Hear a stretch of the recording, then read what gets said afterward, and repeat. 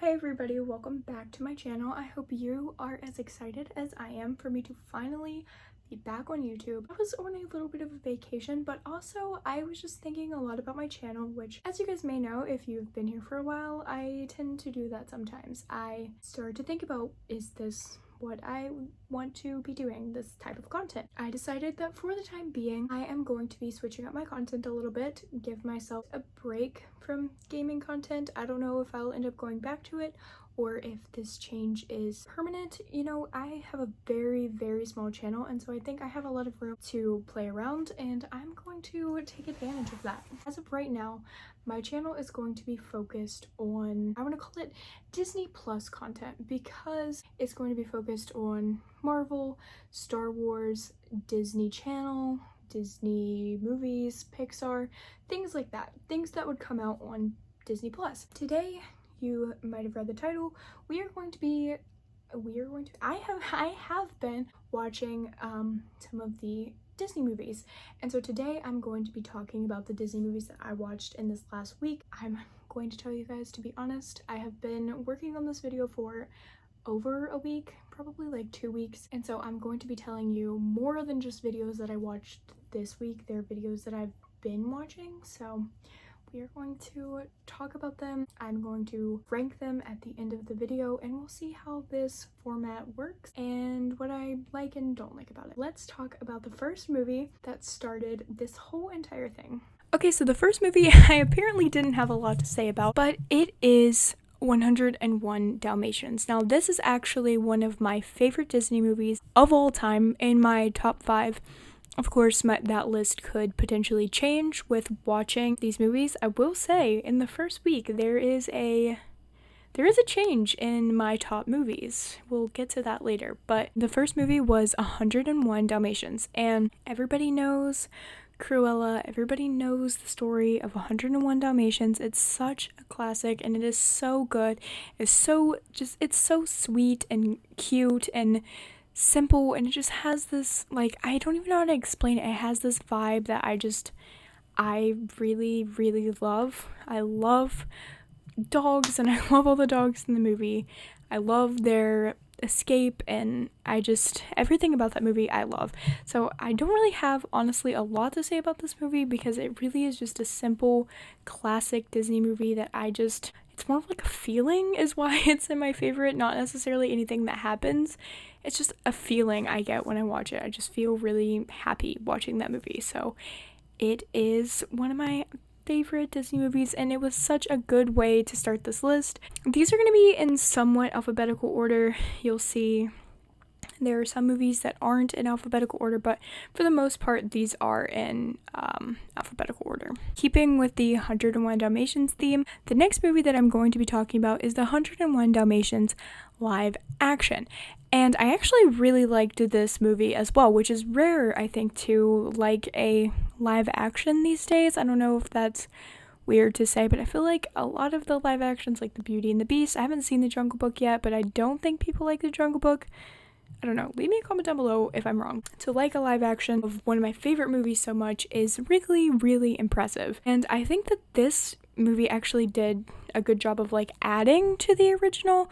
It was different enough, the plot was different enough to where it was still really good, but it was different. It was its own thing. I will say one reason that I like the original better is because the dogs talk in the original and they don't talk in this movie. But I have to also give them props because they were real dogs, and there were a lot of scenes where like I felt like the dogs had their own personalities, like without talking. Like they would just move in a certain way or like whine or something, and they did a really good job of being able to give like non-animated dogs personality, which I was totally impressed with. I also really love Cruella in this movie. I think that she's more fleshed out than she is in the original, because I think she was just like she just kind of yelled a lot in the original. I like her, don't get me wrong. Cruella is one of my favorite villains, and we will get to that later, but I think I preferred her in the live action over the original. So 101 Dalmatians, I would say that I would pick If I had to pick one, I would pick the original over the live action, just because, again, it's that feeling I get when I watch it that I will say is lacking for me with this one. Not that it's a bad movie, but I just don't have that, like, this is a classic, this is such a good movie feeling. So I will rank them all at the end. You will see where this ranks, but I will, spoiler alert, say that I really did enjoy this movie. Now we are going to be talking about 101 Dalmatians 2. This is the cartoon version, and I actually looked up the dates for these, and the cartoon sequel came out after the live action sequel did. So I thought that was kind of weird that they made 2 live actions before they made the original's sequel.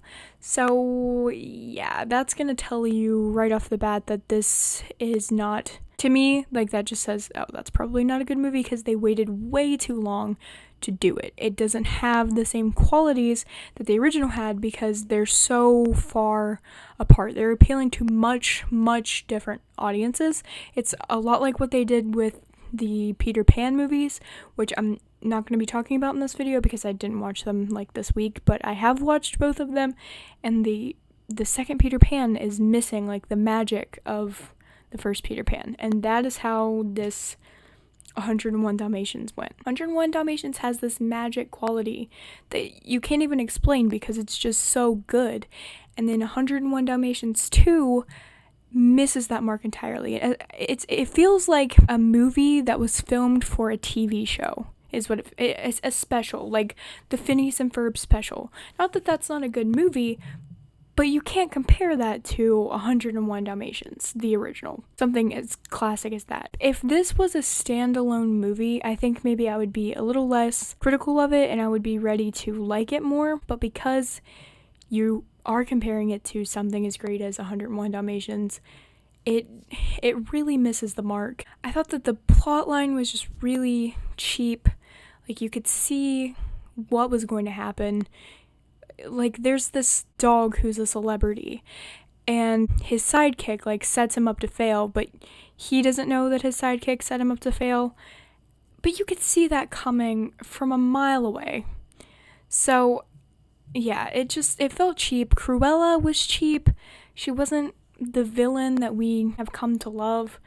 She wasn't anything like, you know, the 101 Dalmatians original or live action. And it's weird to me because they did film both the live actions before they filmed this, so they should have known better what worked and what didn't, because they had made 3 101 Dalmatians movies by the time that this came out. Especially with Cruella, I feel like they should have known what to do and what not to do, and this movie just completely missed the mark. I don't think it has very good ratings. I will try to put that on the screen, what its ratings were, but I don't think that this movie had good ratings because overall it just was such a letdown. And again, like, maybe if it had been its own movie, if this had been like the plot of some other dog movie, then maybe it would have done better.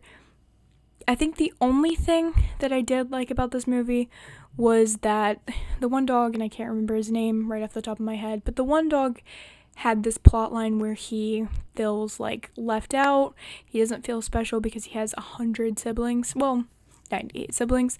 So I did like that. I did like that he felt like different and he wanted to be special. That was an interesting thing, and I think that it had potential, you know, to be something good, but I don't think that it did that. As a matter of fact, I think that this was a straight to DVD movie, and again, that says a lot to me because they didn't have faith enough to put it into a movie theater because they knew it wasn't going to do well. It was basically like oh, you like 101 Dalmatians?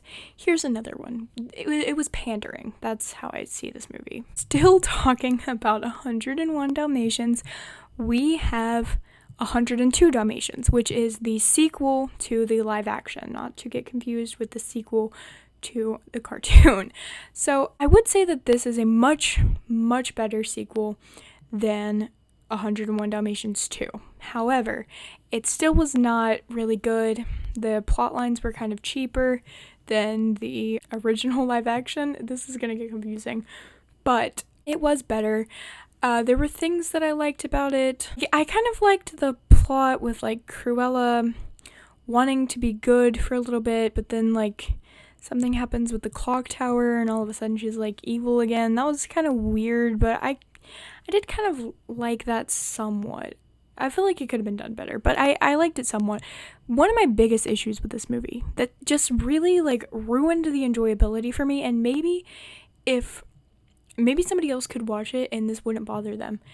Dipstick was bought or somehow acquired by this girl Chloe, and it didn't make sense to me because Roger and Anita said that they were not going to sell any of the puppies. They bought this puppy farm to house all these puppies, and they sold Dipstick? I don't understand. At the end of the first movie, they have this farm with all of these dogs. They have so many dogs. Why would this girl, who's never talked about in the first movie, come to acquire Dipstick? And it's not mentioned why. Like, if they would have done something like, oh, Chloe was sick and she really liked Dipstick, so they gave her Dipstick as like it's something. There needed to be something explained, and it just, I'm not gonna lie, as much as I wanted to enjoy this movie, I couldn't stop focusing on that, so it just ruined the enjoyability for me. If it didn't for you, then I am happy that you enjoyed this. It didn't seem like it was really that bad of a movie. There was a lot that was like weird about it, like the parrot that thought he was a dog. That was kind of funny but kind of cheap at the same time. This is the last one in the 101 Dalmatians theme. Now, you might be able to guess what movie I'm about to talk about, and I'm really excited for this one. Cruella. This, for me, is the movie of the year. I don't think that they are going to top this for me. I know Black Widow is about to come out, and maybe Black Widow will top it, but as of right now, Cruella is the best movie I have seen in a year. This movie is so good. I have watched it twice now, and I love it. I love the fashion, I love the mystery, and I'm not a person, I don't think, that's easily shocked by things that happen in movies. I'm not going to spoil it. I am going to put a spoil disclaimer just because I don't know what I'm going to end up accidentally saying, but I'm not going to spoil it. But there were two things in that movie, twice. Did you hear that? It was twice in that movie that I was like gasping, like, oh my god, did not see that coming. Loved the fashion. I actually watched, I'll link it down below, I watched a fashion critic like react to all the clothes in Cruella. I don't really know anything about fashion. I just like enjoy it from like an outside perspective. I'm not in the fashion world at all. I just kind of like to look at it and like think things are cool, you know? And I did think that like everything in that movie was so cool. But I will link the fashion critics review down below because that was like way more in depth than I'm ever going to be able to get about fashion, especially. But that was such a good review. I don't want to say too much about this movie just because I don't want to give anything away, but this movie added so much depth to Cruella's character, and I would like, it's like Maleficent. If you've seen the movie Maleficent, like it adds so much and it's so good. And Oz the Great and Powerful, like those were good or like Alice in Wonderland, the Tim Burton Alice in Wonderland, all really good movies. Like it competes with those movies. So it was just amazing. Emma Stone did such an amazing job. Like she was born to play Cruella. I feel like she's born to play every role she's played, but like Cruella, she was born to play that. She did so good at that character. I think that's probably my favorite Emma Stone role that she has ever. I could just go on and on and on. I just really like this movie, okay? Again, we have dogs. I love dogs. And being a fan, 101 Dalmatians being one of my top 5 Disney movies, like it was an even better experience for me because I got to see depth added to a character that I already like really, really loved. I mean, you know what I mean. I don't love a puppy killer, but I loved her as a villain, if that makes sense. The next one we're going to be talking about is not as fun. It was 20,000 Leagues Under the Sea. Okay, let's start off with the positives. The plot of this movie had the potential to be very interesting. That's where the positives end. This movie was so boring. They spent so much time dedicated to showing like the ocean, and the scenes were just so bad because I mean it was filmed in like the 60s. I don't remember exactly. I knew whenever I was watching it, but it was filmed in like the 60s, and they thought that like it was just so bad. Like the editing is just not good. The movie is just really boring. Like it's like a 2.5 hour movie, and I would say like at least 45 minutes is just like ocean scenes that are not impressive. It really stalled the plot. It took me like 5 days to finish watching this movie because I just was not interested in it like whatsoever. And I think if it was filmed like now, maybe I would be, because again, the plot has the potential to be interesting, but the execution was just not at all good. The biggest reason why I will never be watching this movie again, there is a very, very racist scene in this movie. I'm not going to include it, but I mean, if you want to watch it, I guess that you can look it up, but I will not be watching this movie again, and I'm actually not sure why it's on Disney Plus, because I know a lot of movies have been removed for having like racist scenes, and I feel like this one is pretty bad. Like, I don't really want to talk about it. I don't want to explain what happened. If you want to know what happened, just look up 20,000 Leagues Under the Sea racist. Look that up if you really want to know what it was. But I don't think I really want to talk about it on my channel because it was pretty bad, and I don't really want people to have to hear about it if they don't want to. Back to a lighter note, the next movie I watched was A Bug's Life. I really liked Flick. I felt really sad for him and the fact that he like wanted to belong so bad. I really liked how the circus bugs like all come together and like try to do something, try to help like save the ants, and they come up with that like whole bird thing. Dot, I really liked how she was like small and she still wanted to like help Flick. I thought that she was a really cool character. Oh, I really liked Hopper as a villain because I feel like he was like really powerful without actually having to do anything. Like he even said in the movie, like, if the ants realized how many of them there are versus how few of us there are, like it wouldn't be good. And they did realize that, because I think that he was just intimidating. Like he was able to like speak and like be like physically like intimidating, so they were afraid of him. That's why I like him as a villain, because he's different. Oh, I also really liked how his army wasn't necessarily like for what he stood for. Like they didn't even really want to go there to the ant. I keep wanting to call it an ant hive. What is it called? An ant hill. They didn't even really want to go there, but he intimidated them, and so they did what he said. I thought that was really cool. I also really liked how Hopper was killed by a bird. That sounds awful, but like it was very poetic, because like he had the bird like tear up his eye. Let's talk about the ship. I don't know how I feel about Ada and Flick. I've gone back and forth on them so much, because I think Ada is kind of not super nice to Flick, and Flick is just like trying to impress her, and I don't know how I feel about it, because there is that, but then there's also the fact that they both feel like they're not doing a good enough job, like people don't respect them, and then they like bond over that. But as soon as like Flick makes another mistake, Ada's like, goodbye Flick, like just done with him. And so I feel like it's kind of toxic, and I don't think that I ship it, because I like Ada on her own, and I really like Flick, but I just don't think that Ada is very nice to Flick. I forgot to mention earlier whenever I said I had a new favorite after just this week. A Bug's Life is now my favorite Pixar movie. I had never actually seen A Bug's Life. I think I had maybe seen it when I was like really young, but I hadn't seen it and like remembered it, so it was like I watched it for the first time and I fell in love with it. This next one, I wasn't even sure if I should include this, because it's not really a movie, it's more like a special, but I am going to include it. And that was a celebration of the music from Coco. I did really like this. I thought that I wouldn't, because I don't usually like the like musical style things. I don't like a lot of singing, but I loved the music from Coco, so I'm not, now that I've watched it, I'm not surprised that I liked it as much as I did.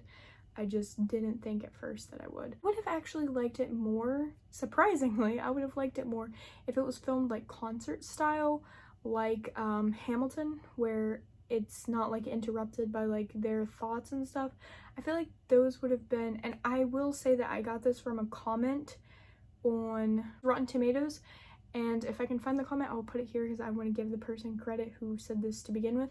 But somebody said that they would have liked it more if they didn't have like the interruption, and that those interruptions, like their thoughts and stuff, would have been better as like a DVD special on the movie Coco. And I completely agreed with that, and would have actually liked it better if it was just filmed like beginning to end. You got to see the entire concert. The next movie we're going to talk about is the movie Luca. I will say Luca wasn't my favorite movie because it was kind of cheesy, and I feel like it appealed to like a pretty young audience, like pretty young. But I will say I appreciated this movie a lot because I liked the themes of it. I liked the messages of this movie a lot. Accepting people for who they are, being yourself. I really appreciated that, and I do feel like it was done very, very well in Luca, because like at the end of the movie they like come out and everybody, there are of course some people who are like, oh, we're still gonna kill you because you're a sea monster, but then the dad steps up for them and accepts them for who they are, and then everybody else around them is like, you know what, you're right, they're not bad people. I also really liked Alberto's storyline of like his dad being gone and not like coming back for him, because like I feel like a lot of times in Disney movies like you get your happy ending, but Alberto's dad left him and he went to live with that girl's dad and help him at the end of the movie, and I thought that that was really sweet and a different type of family. And I think that that was like a really important thing about this movie, is they showed different types of families, like Alberto missing his dad, the girl living in a split family and having to go back and forth to see her parents. Then you have Luca, who has a pretty traditional family, mom, dad, grandma, and they're strict on him. Like you got to see a lot of different families, and I think this movie was just so important because it had a lot of really like big messages wrapped into like a little kids movie, and I think that that's a really good thing. I really appreciated this movie and what it was trying to say. That is all of the movies that I watched, so now let's tier rank them. In the S tier, and this is how I'm gonna do this, leave me a comment if you think I should rank them differently. In the S tier, we have 101 Dalmatians, the original, Cruella, and A Bug's Life. Those were my 3 S tier movies. In the A tier, we only had one movie, and that is the 101 Dalmatians live action movie. In the B tier, we have a celebration of the music from Coco. In the C tier, we have 102 Dalmatians. That is the sequel to the live action. In the D tier, we have 101 Dalmatians 2. And the reason that 101 Dalmatians 2 is not in the F tier is because although I did not enjoy this movie, there was nothing actually problematic about this movie, which is what the F tier I think is going to be reserved for. And so the F tier goes to 20,000 Leagues Under the Sea. That is my ranking. That is this week's watching every Disney movie.